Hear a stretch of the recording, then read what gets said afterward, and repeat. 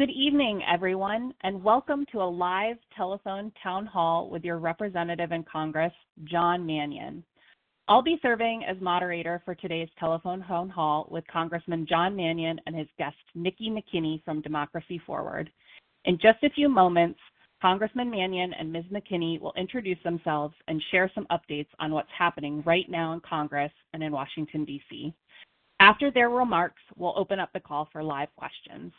While we're waiting for a few more people to join the call, let's get things started with a quick poll question for our audience. Our question for you is, have you experienced a rising cost of food, energy, or rent this year?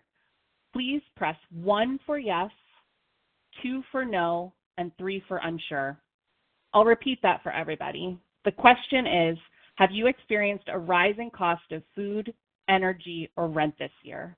Please press 1 for yes, 2 for no, and 3 for unsure. Before I turn things over to Congressman Mannion, I'd like to remind everyone that if you'd like to ask a live question at any point during the call today, please press *3. And if you would like to subscribe to Congressman Mannion's newsletter to stay up to date on everything he's doing for NY-22, please press *6. Let's get started. Congressman Mannion, I'll turn it over to you to say a few opening remarks. Thank you, and good evening, everybody. I'm Congressman John Mannion. Thank you so much for joining my first ever telephone town hall. I'm excited to give you an update on my work here in Washington and to answer your questions. I've heard directly from residents of all 5 counties of NY-22, Oneida, Madison, Onondaga, Cayuga, and Cortland, and I'm listening. I want my office to be one that is a resource and that is accessible. I'm joined tonight by Nikki McKinney from Democracy Forward, one of the leading advocacy groups in the country and a major ally in our efforts to protect and defend the Constitution and American democracy. I know many of you are scared and angry with what's been going on with the Trump agenda and Elon Musk.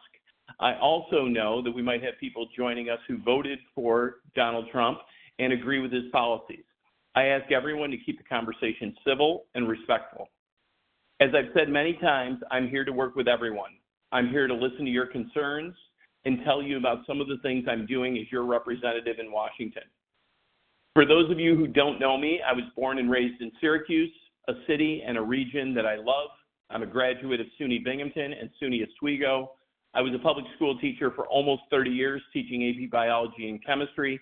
For 8 of those years while teaching, I was also a union president, representing teachers, nurses, school psychologists, and others, fighting for better pay, better benefits, better working conditions, all with the goal of creating the best possible learning environment so kids could succeed at school. I'll always stand up for the working people of NY-22 and this country, something that recently has been trampled by the current administration. When state government tried to implement top-down education policies that were bad for students and teachers, I decided to run for office. I spent 4 years in the New York State Senate, where I was the founding chairman of the Disabilities Committee. I was the co-prime sponsor of the Green Chips legislation that helped bring Micron to Clay, New York, the architect of the Upstate Mitigation Task Force, and led the effort to expand the free school meals program in the state.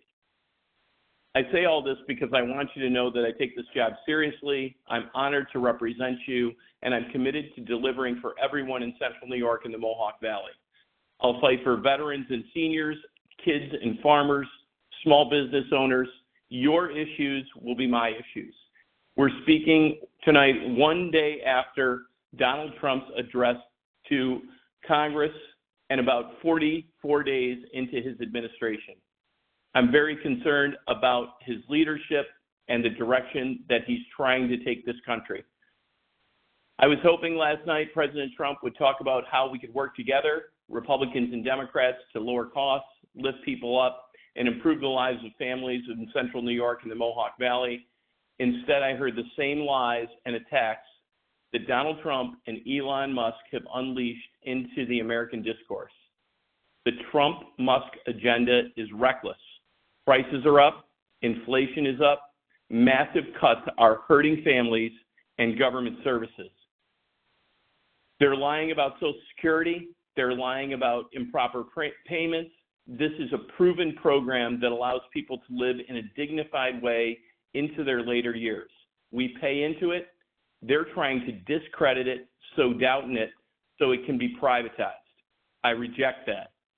This administration is also simply ignoring the Constitution. They're actively dismantling it and violating federal law. Trump and Musk are illegally consolidating power, gutting oversight, and undermining the rule of law. Their DOGE initiative, pitched as a plan to improve government efficiency, is nothing more than a sham to slash essential services, making government less responsive to the needs of the people. And many of the items that they list on their website have been taken down and cannot be verified. We're all for making sure that our government runs more efficiently and we find any waste that exists. They're also cozying up to dictators and autocrats while unraveling the international alliances that have kept America strong and secure for 80 years since the end of World War II. And at that same time, they're attacking investments right here at home, calling for the repeal of the CHIPS Act, which helped bring Micron and thousands of great jobs to NY-22. I refuse to stand by while they attack our democracy, our values, and our future. One of the reasons why I'm grateful that we have this opportunity tonight to talk, bringing us all together. We'll talk about taking action, things that I'm doing, things that you can do, and we can all stay engaged. I think we can all agree that the American people deserve a government that works for them, and I won't back down because our democracy is too important. Let me close by saying, if you haven't already, I want to encourage you to go to mannion.house.gov and sign up for my newsletter, and also follow my social media pages so we can make sure that we stay in touch and you're informed. And with that, I will turn it over to our guest tonight, Nikki McKinney, who will introduce herself and talk about her work at Democracy Forward. Nikki? Thank you so much, Congressman, and I knew there was a reason I liked you. I am also a former public school teacher, so it is good to be amongst a former colleague. Thank you for inviting me to join New York's 22nd District this evening. My name is Nikki McKinney. I am Senior Policy Advisor for Policy and Public Affairs at Democracy Forward. If you have never heard of our organization, do not worry. We are relatively new and relatively small within the grand scheme of things. Our organization was established in 2016 by a group of litigators following the first Trump election. That group understood that our democracy was going to come under threat and formed in order to be a barrier between the administration and unlawful actions they may take. That time we filed around 100 lawsuits, winning a number of cases and stopping some really harmful policies. We have now grown significantly, and since the Trump administration, we have, and our other civil society organizations, partner organizations, have filed a little more than 85 lawsuits against 30 Trump administration executive orders and actions. Like many of you, the shock and awe approach that the Trump-Vance administration is pursuing is really becoming overwhelming and is really designed or aimed to make people feel alone and isolated. So if you were one of those individuals, you are not alone. I think most of us are feeling alone and isolated, and makes building the connections all the more essential for what we call the pro-democracy community. I want to be clear that our organization is nonpartisan and non-political, but we are here to protect democracy and where we see a need to do so. We have been on the front lines of the efforts to hold this administration accountable in the courts, filing litigation almost daily and winning on behalf of a whole host of plaintiffs, which include federal employees, unions, nonprofit organizations, veterans groups, houses of worship, and more. I want to highlight some of our litigation and a few of the wins so that you can get a taste of what folks are doing in order to protect our democracy and fight for you. Democracy Forward filed the first litigation against Trump's midnight OMB memo. You may have read about the Trump administration freezing funding for federal grants. We filed the first lawsuit within 24 hours of that memo coming out, and were able to secure a nationwide preliminary injunction of OMB's freeze on federal grant disbursements, which had really put essential services across the nation in jeopardy. We have also stopped DOJ from accessing critical data held by the Labor Department. We represented a coalition of labor and economic organizations representing more than 4 million workers, and we've been granted discovery in that case in order to stop Elon Musk's quote-unquote DOJ from unlawfully accessing not only Department of Labor data, but data held at the Department of Health and Human Services, the Consumer Financial Protection Bureau, and more. Last week, as I said, a judge granted us discovery in that case. That is an incredibly rare win for us, and this is the first lawsuit against DOJ where the plaintiffs will be able to obtain direct evidence on how Musk and DOJ are operating within the federal government. For those of you who care about the Consumer Financial Protection Bureau, or CFPB, we filed an emergency suit that asked the court to stop the defunding of the CFPB. And on just last Friday, a judge extended by 2 weeks until March 14th that temporary restraining order in order to ensure that CFPB funds are not dispersed to other entities.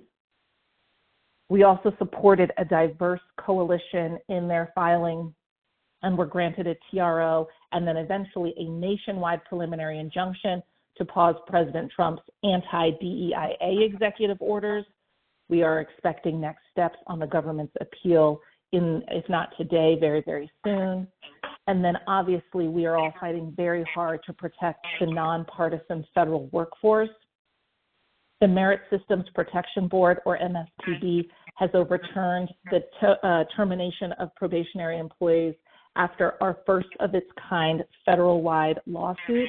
We initially filed on behalf of 6 employees, so their termination was paused, and just today that was expanded to cover more than 5,600 employees at USDA, and we are pushing so that is expanded across all probationary employees across the federal government. If you are wondering where the pushback is in Washington, D.C. or anywhere else, I want you to know that organizations like Democracy Forward are using our courts and all the tools in our toolbox in order to push back. We have brave plaintiffs who have come forward and making a real difference on behalf of you and folks across the country. Again, I want to thank you for the opportunity to join me this evening, and Congressman, happy to take any questions. Thank you so much, Congressman and Ms. McKinney. Some of the participants on tonight's call submitted some questions in advance.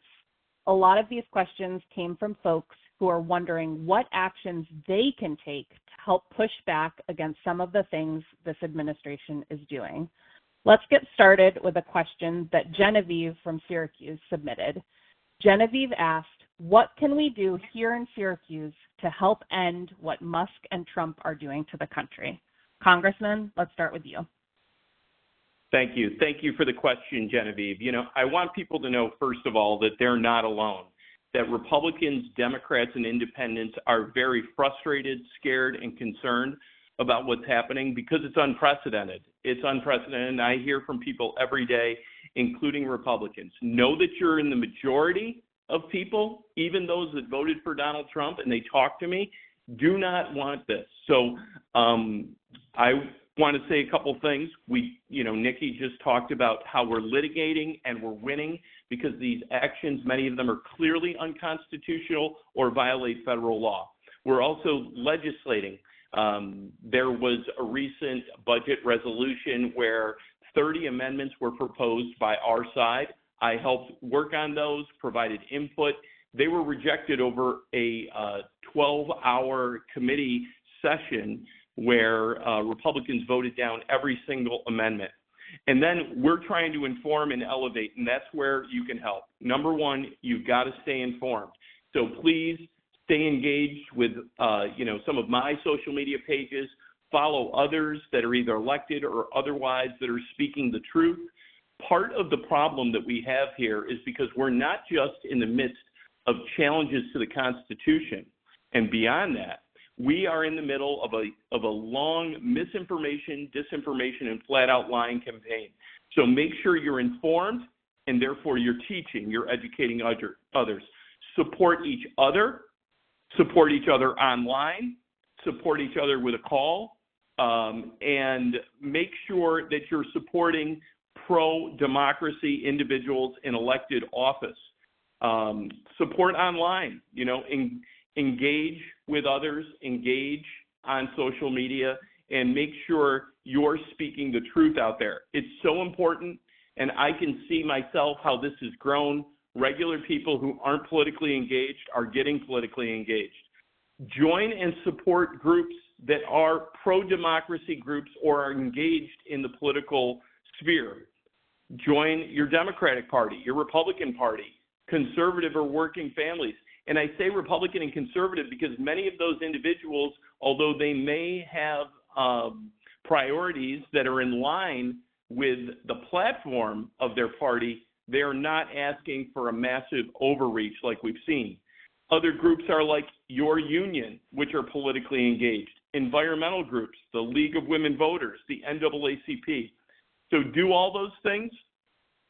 Make sure you don't get discouraged. It's easy to step back from it because it can be overwhelming, but if you're engaged, you'll know about rallies, you'll know about pro-democracy events.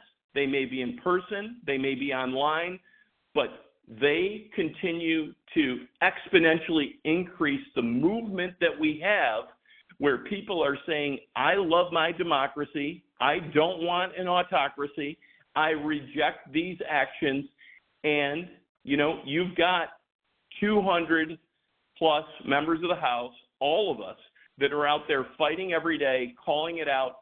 Trump had a trifecta when he was first elected. What didn't happen in that situation was the Speaker of the House and the Senate Majority Leader didn't just let him run rampant over the Constitution. They maintained that there were co-equal branches of government, that there was a balance of power, and that when the president exceeded his powers, they stepped in. So this is going to be a long battle. It's going to take a lot of time. I want to say that don't get discouraged. Keep fighting. You're on the right side of history, and you're in the majority. With that, I'm going to ask Nikki if she has anything else. When I say stay informed, one of the greatest resources out there is making sure you're engaged with organizations like Democracy Forward. Nikki, do you have anything to add? Just to say, if you do want to engage with us, and I highly recommend that you do, there are two specific places on our website. If you are just interested in our litigation work and our efforts writ large, go to democracy2025.org.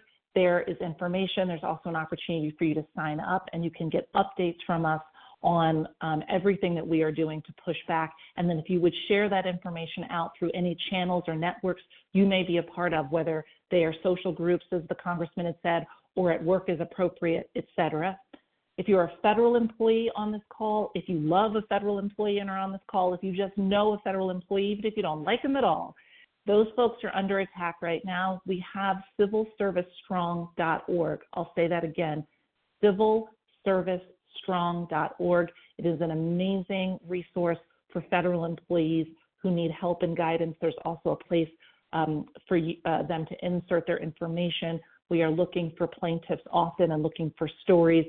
The other thing that you all can do, because you're on the ground and you're seeing things, if you're an organization, for example, that receives federal funding, and because we have an injunction on the federal freeze around grant funding, if you're an organization who still hasn't received their funding, we need to know those stories because it allows us to go back to the judge and show that the administration is failing to comply with their court order, and judges across the board, Republican and Democrat judges alike, hate it when the government fails to comply with a court order, and that can really help us. So if you are looking to stay engaged, we've got resources on our website. Again, civilservicestrong.org for federal employees, Democracy 2025 for anybody who just wants to know what we're doing. We need to hear from you as much as we need to hear from everybody else. Thank you, Congressman. Thank you. Thank you both for answering that question from Genevieve. We're going to start taking live questions now. Remember, if you'd like to ask a live question during this call, please press *3. First up, we have Thomas Garrison from Oneida, who is a veteran and has a question about cuts to staff at the VA. Mr. Garrison, thank you for your service to our country. You are now live with the Congressman. Go ahead and ask your question.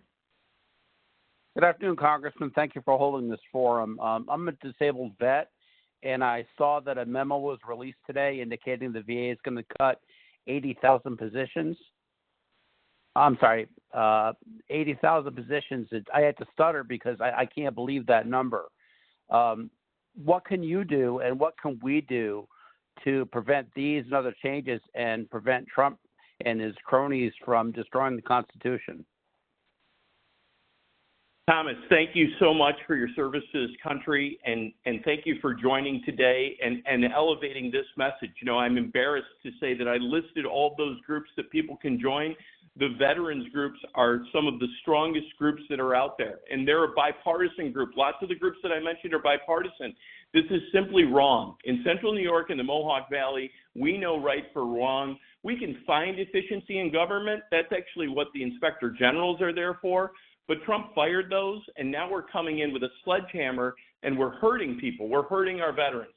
You know, our veterans and military families, they deserve strong, comprehensive support, including access to job training, quality education, affordable child care, reliable health care, and I'll fight any cuts to the VA benefits and work to expand opportunities to help our nation's heroes in civilian life. I have co-sponsored legislation which would return every veteran that has been fired indiscriminately, regardless of their work performance, just because they're a probationary employee. Maybe they took a promotion which made them probationary and they had been there for several years or decades. So I'm on legislation which is designed, and we're trying to get it to the floor to return all those positions. In the state Senate, I held veterans fairs. I supported funding for Clear Path for Veterans, the Dwyer Fund. I had legislation regarding employment for veterans that was signed into law. So we have to keep, this is just simply wrong. We have to keep fighting, keep elevating the message. We are working in the courts to overturn these illegal actions that are making these cuts and also, trying to shut down other government administrations. 80,000 is an outrageous number. I stood with 3 veterans today. I talked to one veteran who, you're not going to believe this, as shocking as that number 80,000 is, the next thing I'm going to tell you is disgusting, which is that he served proudly this country in a combat setting. He now works in healthcare, a facility that provides healthcare to veterans. He received an email with the date and the name where they were supposed to be with just a line of X's there, terminating his employment immediately. That is no way to treat our veterans. So we need support. We need support from the other side of the aisle. We must lift up our veterans and all support them. Again, if we're true to supporting our veterans, we love our veterans, we care about them, we're indebted to them. Every member of Congress should be standing up and rejecting this. And how my colleagues on the other side of the aisle cannot do that is beyond me. It's illogical, and honestly, it's un-American. So I'm taking action legislatively. There is also litigation that's out there, and we cannot be silent. We must call this out for what it is. I have been in the media doing that and will continue to, and everybody else who joins me, I feel supported. We keep that message out there, and we reject these really draconian cuts that are only going to hurt services for our veterans. And And I stand with you, Thomas, and I thank you again for your service.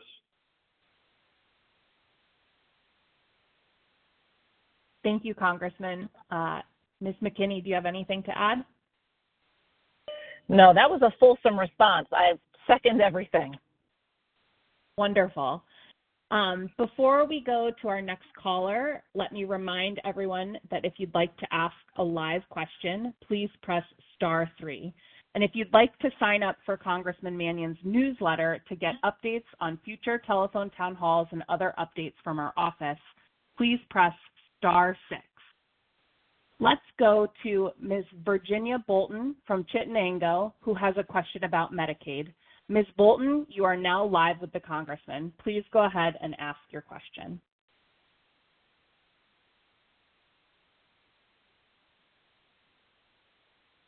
I'm sorry. I just had a question about what can we do, or what can the Democrats do about Medicaid? And I know my son has disabilities, and he's born with disabilities, and he's qualified for OPWDD and services here in New York since 2015. And I just renewed Medicaid, and they said that he doesn't qualify for any disabilities, and they don't even have a record of him having disabilities. So I'm just kind of concerned about him losing disabilities, and there's no way he could possibly work at all or take care of himself. So I was just wondering, like, what can we do, and what are the Democrats trying to do for that? Yes, thank you so much. And that is an awful situation. I was chair of the Disabilities Committee, and I will say this, I don't know what the number is, but it had to be in the hundreds, if not thousands. My team in the state Senate and this great team that I have right now are here to help. So this is a situation where we want to work for you and get some answers. So please, I advise everybody this, go to my website, which is mannion.house.gov. You can sign up for the newsletter, you can schedule a tour. But if you have a situation like this, a case that we need to look into for you, we're here to do that. And we can advise you of not just OPWDD, but potentially your state representatives or other resources. We are fighting every day for Medicaid. What the Republicans are trying to put forward is they are trying to make awful cuts, deep cuts to programs like Medicaid. They will say they're not going to do it, but they're going to, and they're doing it so that they can fund tax cuts for the millionaire and the billionaire class. It is outrageous, and it's so thinly veiled. So what Democrats did, there was a budget resolution last week, and when that came to the floor, every single Democrat voted no on that budget resolution because we put people that are hardworking, they may have a disability, they may have lost their job, but upwards, it depends on the district, but about a third of this country relies on Medicaid as their primary health care program. So we have to protect it. It would impact every congressional district in this country. Every one of us voted no on that because we're principled. We're not going to support funding the wealthy at the expense of others. I have signed on to letters and will continue to say that we should not have cuts to Medicaid. It's too important. And I fought in the state Senate to make sure that we had a program that served everyone. What can people do? You can share your story, share it on social media, share it in a letter to the editor if you are comfortable. Use your disabilities advocacy groups. I work with them. I talked to a leader of one the other day as they're in Albany right now fighting for solid funding for their programs, which is essential. I was in the state Senate. We went 10 years prior to me getting there with no cost of living adjustment for our providers. And in the 4 years I was there, we got cost of living adjustments each year. This is too important. It's really the opposite of what our values tell us to do. So keep elevating your voice. Please contact us. Please find those advocacy groups. We cannot do this to the people who need just a little bit of support, who rely on Medicaid as their primary health coverage program. And I will ask Nikki if she does have anything that's either being litigated or legislated or other ways that you can help people make sure that we raise this message to reject any cuts to Medicaid? So currently there's no ongoing litigation around Social Security other than DOJ and Musk's access to Social Security data. That's the one space we're litigating. Otherwise, sir, I would just echo everything that you're saying about activities going on around reconciliation and the budget, and that this is really a moment. We say at Democracy Forward, democracy isn't a spectator sport. It requires all of us to be on the field. And things are not just going to be won in the courts, they're going to be won in the court of public opinion. So the more and more unpopular members of Congress and the administration understand that these policies are, the better shot we have. Thank you both for those answers. Just to repeat something that the congressman said, if you are a constituent in Central New York or the Mohawk Valley and need assistance with a federal agency, whether it's Medicaid, Social Security, Veterans Benefits, you name it, please reach out to our office. You can reach a member of our staff at 315-233-4333, or you can visit the congressman's website at mannion.house.gov. Let's get back to our live questions. Next up, we have Lida Bunyak from Syracuse. I apologize if I mispronounced your name there. You can correct me. She has a question about support for Ukraine. Ms. Bunyak, you are now live with the congressman. Please go ahead and ask your question. Thank you, and your pronunciation was perfect. Hello, Congressman. It's nice to talk to you again. I wanted to first thank you again for being such a wonderful supporter of Ukraine. As you know, within the 22nd District, we have quite a large population of Ukrainians, especially here in Syracuse, Utica, and Auburn. So after the debacle at the Oval Office with President Zelensky, and now what I've been reading in the headlines about pausing aid to foreign countries, including Ukraine, and also now the pause on sharing intelligence, I was wondering, is this something that Congress can do to counteract these, initiatives, if you want to call them, by the administration? I don't know if this is legal or not, and what can you do? What can Congress do? Because we're very concerned, and we're trying to stay optimistic, but the Americans of Ukrainian descent are just very, very worried. Yes, and they should be. You know, as someone who grew up in a neighborhood with many, a large Ukrainian population, many of my friends are Ukrainian. I taught students. I cannot describe the level of which I'm supportive of the Ukrainian community and their support of the Ukrainian Americans have for the folks back home who, again, 3 years ago, a brutal dictator violated international law, entered a sovereign nation and attacked. And I commend the brave men and women of Ukraine for holding the line, for protecting their own autonomy, and protecting democracy, not just in Eastern Europe or Western Europe, but around the world. And yes, the United States, what we do, we're supposed to be the good guys. We support democracy, we support liberty, we support sovereignty, and we reject actions of aggressors. So we have supported Ukraine, as has the European Union, and we did that to support the brave men and women that were pushing back. I will say that when I watched what happened in the Oval Office, I believe it was Friday, was absolutely atrocious. It was something like I had never seen. I spoke out against it. I have worn today, I'm wearing it now, my pin, which has an American flag and a Ukrainian flag, and that last night on the floor of the House, I wore a tie showing the seal of Ukraine on it. My support is unwavering, and I call upon my colleagues on the other side of the aisle, some of them who have rejected this. So in speaking to your question, let's start with what happened today regarding intelligence, right, and not sharing intelligence. I have great concerns about that. I am not, an international geopolitical expert, but I will say that I try to stay as informed as possible. And I do believe that the alliances that Ukraine has with many European nations, which we are a part of that, there will still be information sharing to do our best to keep the people of Ukraine safe. And that may come more from the European side than the American in the past, but it does still exist.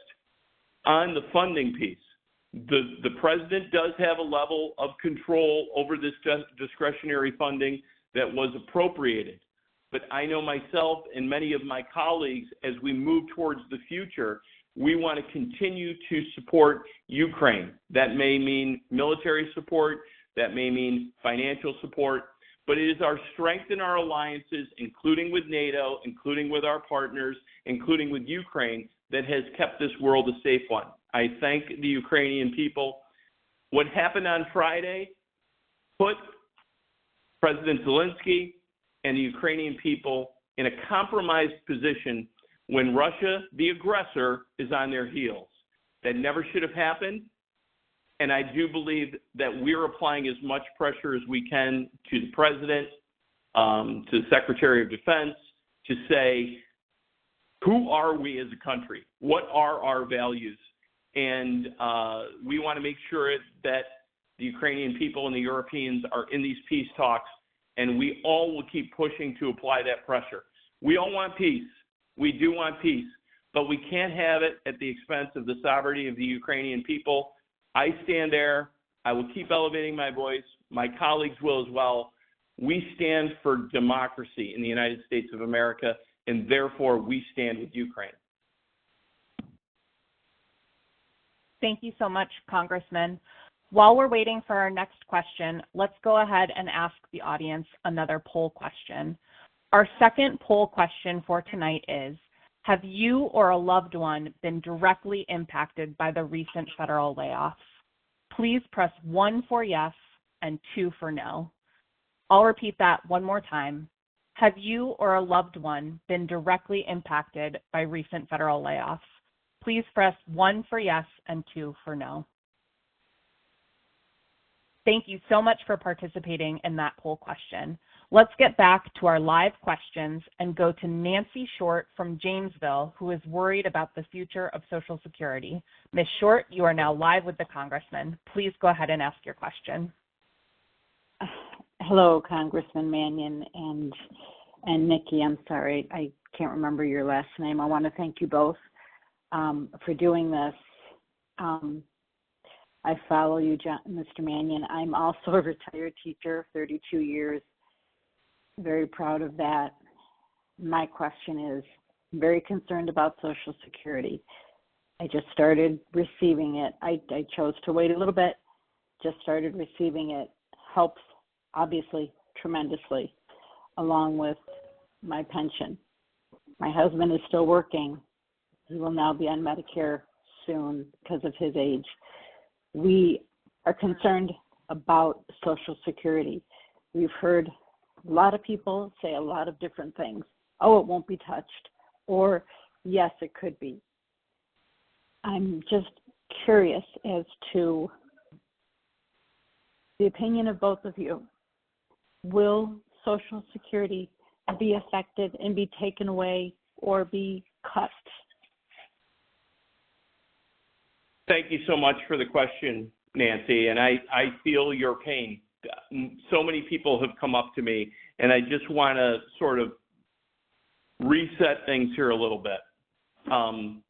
Social Security is a program that has allowed people to live in dignity in their older years. It is our program. We have paid into it, and we should reject these statements that are coming out of Elon Musk, Donald Trump, and others. We have to start with the misinformation, the disinformation, and the lies. What you heard out of the president yesterday. I said it on the radio today. I put it out in a statement. I put it on my social media platform. These are bold-faced lies.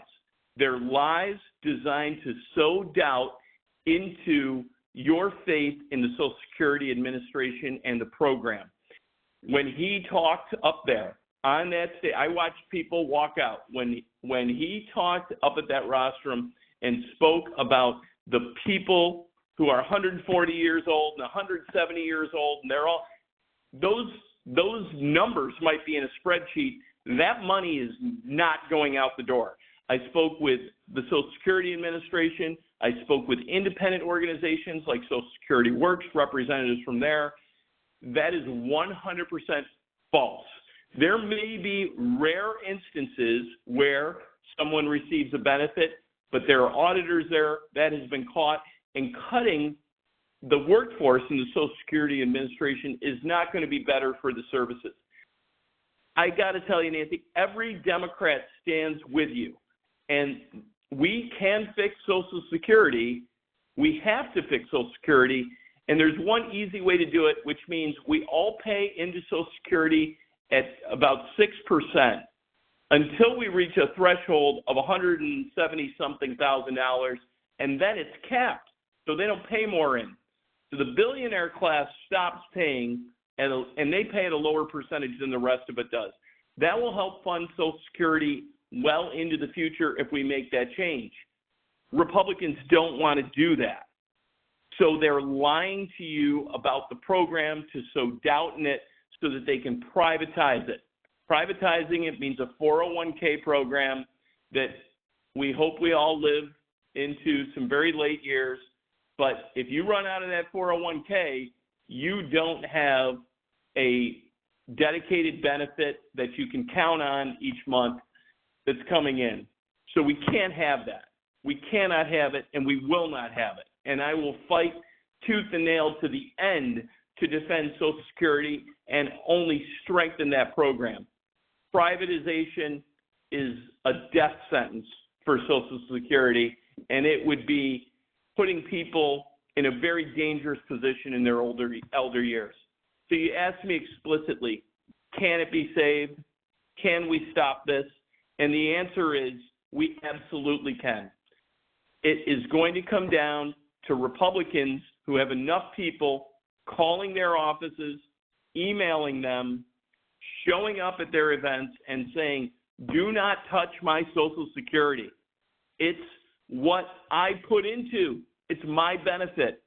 And, you know, there are groups like the Alliance for Retired Americans, which is another group made up of Republicans and Democrats that are fighting to preserve Social Security and Medicare. So keep the faith. Don't get discouraged. And certainly, if anything happens to your Social Security, contact my office immediately and encourage others to do so as well. I will call back on Nikki here. Is there anything else, Nikki, that is happening out there that maybe I missed in my little rant? It was a beautiful monologue, sir. Nothing on Social Security. What I will give you two pieces of good news. One that just popped on my phone just a moment ago. I just want to revert back to the question about Ukraine and aid from America to other countries. As folks may know, early on in the administration, although we're only 6 weeks in, everything is early on right now, the president had gutted USAID by sending 2,200 employees from USAID, which is about 80% of their workforce, and putting them on leave. We stepped in and filed a suit on behalf of those employees and a judge issued a restraining order preventing the Trump administration from essentially shuttering USAID. And then just today, in a case that was not ours, but was brought by a partner organization called Public Citizen, where the administration had tried to freeze $2 billion in USAID funding. Again, this is the sort of humanitarian funding that goes to other countries. And the Trump administration tried to freeze that. Public Citizen took them to court. And that case, the Supreme Court ruled in our favor today in a 5-4 decision that the Trump administration could not freeze that funding, and that $2 billion needed to continue to go out the door. So that is a win. And then, sir, I am seeing some breaking news just now that Senate Republicans are putting forth a proposal to require all Musk-related, Musk/Doge-related rescissions and funding to get an up or down vote. That is just breaking, but these are all good things that are happening. And, sir, I don't know if you'd agree with me. I think that is largely because Republicans are having town halls just like this, but they are having very unfriendly audiences. And again, that's the court of public opinion. So I'm still reading it and trying to make sure I'm listening to all the questions, but I didn't want to let the moment go by without flagging that. Thank you so much, Ms. McKinney. Let's take another live question. Mary Jarvis from Syracuse has a question about the economy. Ms. Jarvis, you are now live with the Congressman. Go ahead and ask your question. Hello? Yes, you're on. Yes, Ms. Jarvis, we can hear you. Oh, okay. I'm sorry. I thought it was a recorded thing. I'm so sorry. My question is, I am a business person in Onondaga County, and I appreciate you, Mr. Mannion, very much, and I was impressed by you, and thank you for your advocacy on behalf of the people of Onondaga County. I have families that are just making it, working hard, have benefits from daycare services, and they also utilize health insurance benefits, and some even participate in food programs.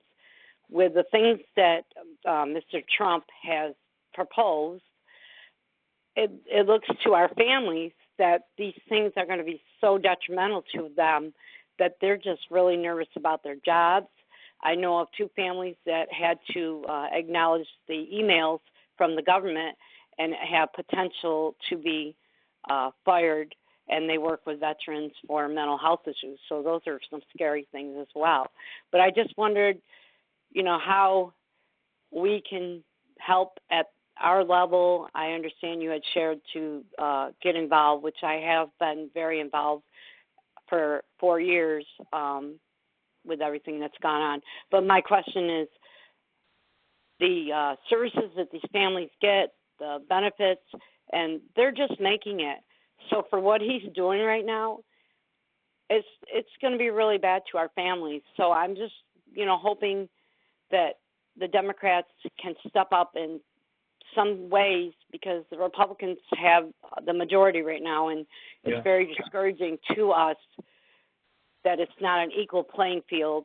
And regardless of what we're doing, my families feel like no matter what we do, we're having struggles to get ahead and have a voice with anything they're doing. So I'm just wondering, what your thoughts on helping these families to make sure they can still have their jobs and the services they need to survive. Their families relying on this very, very much. And I'm seeing this as a person who deals with these families that are low income and trying to do the best they can. That's right. Not on my watch, we are not going to take from people who need services and pass those dollars over for tax cuts for the rich. My father was on public assistance. He dropped out of school at 16 years old and eventually got his GED and worked. But he was on public assistance before that because he lost his father. There were 4 kids in his family. So true to our American values, we have to support those that have challenges. Programs like Head Start and SNAP, and like we said, Medicaid, we have to protect those programs. We're going to protect those programs.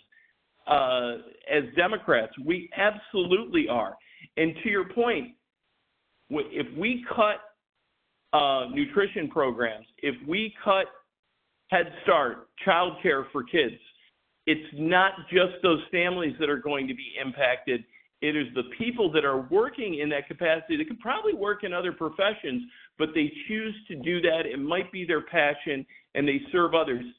We are in the midst of actions that are volatile towards our economy.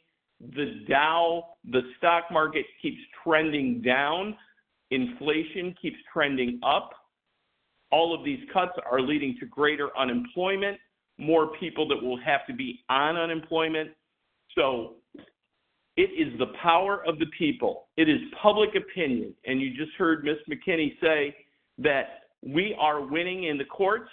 We are pressuring representatives in the Senate and the House, and they are listening. It took some time, but it's continuing to happen, and there's multiple instances, whether it was the actions of the president with President Zelensky in the White House. You had people from both parties calling that out. When you hear about the cuts that could be coming to Medicaid, you have to give credit where credit is due, that there are members of both parties that have called that out. So don't get discouraged. We cannot have this. I'm in the Agriculture Committee. We had a meeting today. We're talking about how we cannot go backwards when it comes to nutritional benefits, SNAP benefits for families, because the costs are only getting higher. So stay strong, keep the faith. It's the power of the people. The American people love their democracy. They love that the three branches of government balance each other out. And when there's an overstepping, it is my duty. I put my hand on the Constitution or a hand on the Bible and swore an oath to the Constitution, as did the Speaker of the House, as did the President, as did all my colleagues in the Senate and in the House. And it is our duty to uphold the Constitution. And these cuts to these programs are not just going to impact NY-22. It's going to impact every congressional district across this country, regardless of whether it has an elected Democrat, Republican, or independent representing those. That's why we got to fight for these things. These programs were stood up so that people can have the supports to achieve their American dream. I believe in them.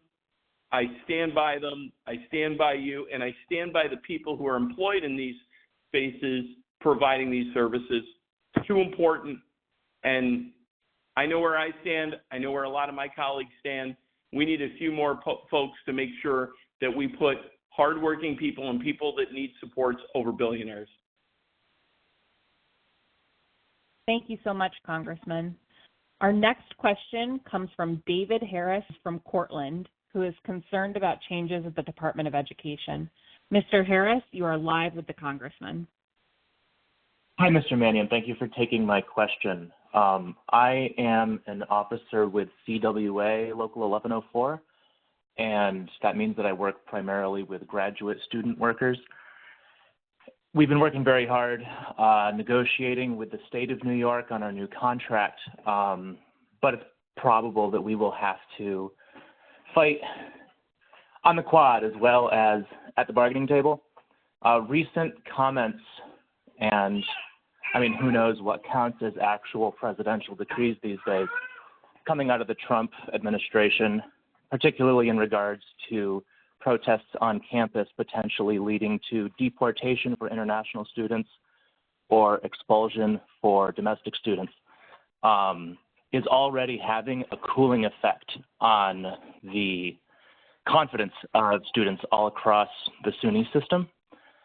My question to you is, what can and will you and your team do to help protect the rights of students and their ability to exercise that fundamental American thing of protesting? That's right. We cannot be silent. We will not succumb to intimidation and fear. And you are in the majority. We are on the right side of history. The people stand with you. So trying to attack the right to free speech, our First Amendment rights, is simply un-American.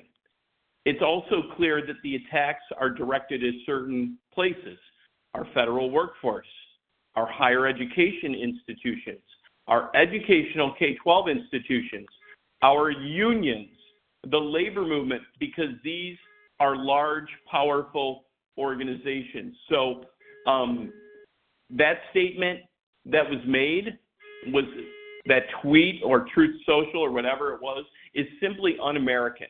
It's un-American, and actions like this would be challenged in the courts. 100%, I believe that would be the case. In defense of the Department of Education, there's laws that protect individuals that to make sure that they receive a free, appropriate public education, and it's individualized and there's funding that comes with it. I am on legislation, a co-sponsor in developing my own legislation related to preserving the Department of Education, which we need to be intentional with the department to protect, our students out there in that space.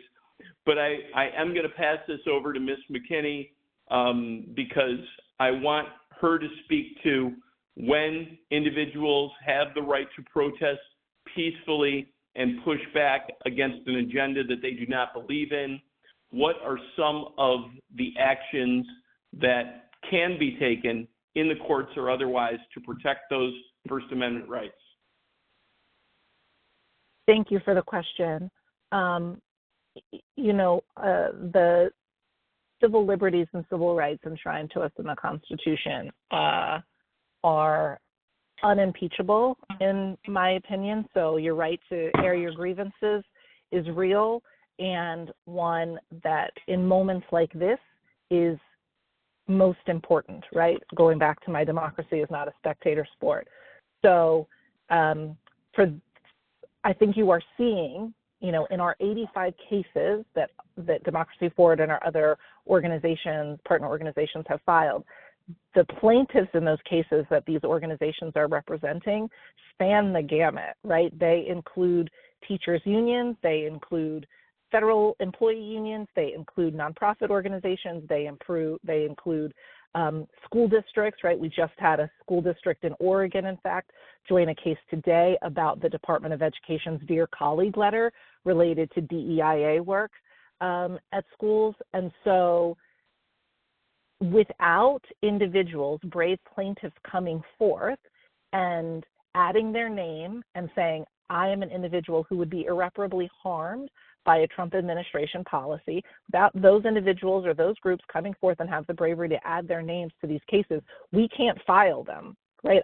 We just don't, as Democracy Forward, can't just file a suit. We have to find individuals who are going to be impacted by the policy or action. And so, again, if your right has been violated and you have a private right of action and you can seek a lawyer to act on your behalf, certainly do not shut that off for yourself. But most of you on this call, almost all of us across this country, are represented by organizations, broader organizations, whether it be CWA or others, who can join lawsuits, who can file lawsuits and push back on some of this. But certainly, this democracy doesn't happen to us; it happens because of us. And so this is a part of the broader sort of theme. I think we've heard, Congressman, from a number of your constituents about what can they do and how can they get involved. The easiest thing everybody can do is vote, but it's the hard stuff in between election days that is where the rubber is going to meet the road in this particular moment. So that includes, if you see a group of workers out rallying, join them at that peaceful protest. If there's a group protesting or rallying on behalf of rights that you yourself enjoy, or even if it's something you don't enjoy, just understand we are all in this together, because if they aren't coming after your group right now, your group is likely to be next. And so the more we are sort of in lockstep, again, for pro-democracy movements, the better we'll all be. I hope that helps answer the question. Thank you both so much for those answers. At this time, we're going to ask the audience one final poll question. Our poll question for the audience is, have the Trump administration's cuts affected your access to federal services, such as loans, Medicare, Medicaid, VA healthcare, or Social Security? Please press 1 for yes, 2 for no, and 3 for unsure. Again, the question is, have the Trump administration's cuts affected your access to any federal services? Please press 1 for yes, 2 for no, or 3 for unsure. We have time for one final question from the audience before we need to wrap things up. Joe Flynn from Camillus has a question about the future of the CHIPS Act and the Micron project. Mr. Flynn, you're now live with the Congressman. Please go ahead and ask your question. Good afternoon, John, and thank you very much for taking my question. Last night, I understand that the president indicated that he wanted the CHIPS Act repealed. What effect could that have on the Micron project here in Onondaga County? And thank you for your answer. Thank you, Joe.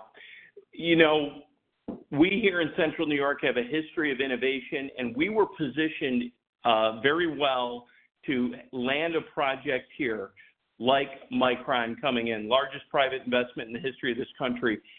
The work that happened here was at all levels of government in a bipartisan way because people care about the region and they also care about this country. This is a national security issue.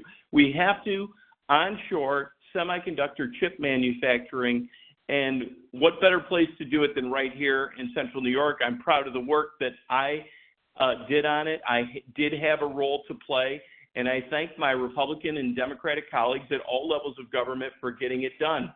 You know, the good news is that legislation was negotiated, did pass, was signed into law, contracts were signed, dollars were appropriated. That is where Congress has the power of the purse. We did what we needed to do. It was signed by a previous administration. We cannot go back, nor should we go back, nor legally can we go back. So all those things are in our favor. Also, Micron is committed to the project. Micron has invested significantly. I met recently with partners who are embedded in the environmental review process. Nothing there has slowed. So, you know, our senators, U.S. senators here, our governor, our county executive, myself, the Secretary of Commerce had all said this is moving forward. The only person that has said that shouldn't happen was the president last night. I do hope and believe that all of those people that understand how important this national security is this national security issue is, reminds the president and that it's a positive impact on our economy, and not just our economy, others around the country where these semiconductor chip plants are happening, whether those locations are represented by a Republican or a Democrat. We can't go back. The CHIPS Act came into play and was signed into law because of the acknowledge that this is our technology and we must manufacture them here for our own national security, and we've got to do it. I feel reassured by all the partners in this that are in agreement that we have done this and we must move forward, and I'm confident that we will. Thank you so much. Congressman, do you want to make some brief closing remarks?